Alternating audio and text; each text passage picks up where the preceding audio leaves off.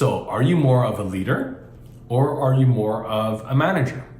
Or are you kind of a little bit of both? So before getting to that, let's actually just talk about the differences between the two, all right? So a leader is someone who's able to inspire others to follow them because they communicate, they put forth a vision, a direction with so much clarity and with so much conviction that people naturally want to be led by them. People voluntarily want to follow in the footsteps of the leader.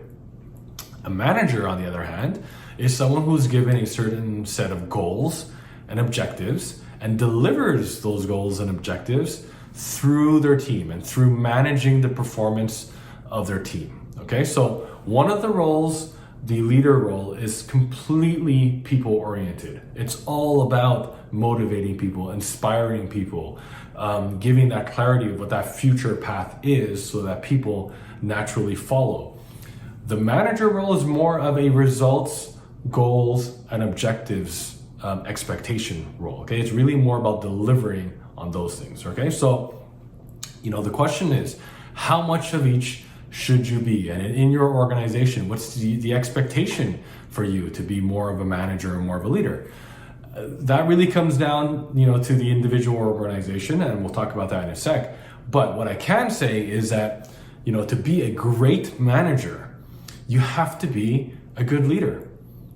Very naturally, and here's the reason why. A great manager realizes that to achieve those results and to achieve those objectives on their team, they're going to do so by delegating that work out to their group, and then they are going to achieve that by inspiring their people to want to achieve those goals, those targets, and those objectives all on their own. They're going to lay out why is it important to hit those objectives and results, and have people in a self-sufficient way on their team lining up and delivering on that while they monitor and continuously work on improving the team. Now, the opposite statement, does a great leader have to be a great manager? Not necessarily so, and especially as the organization grows, a great leader quite often needs to just focus on that people component, the inspiration component, the leadership component of making sure people know the overall culture of the organization and where things are headed. And they can delegate, the managing of those top line objectives or results to, key members on their team. So the question is, are you clear in your organization how much of each you need to be? And this is something I tell my clients all the time.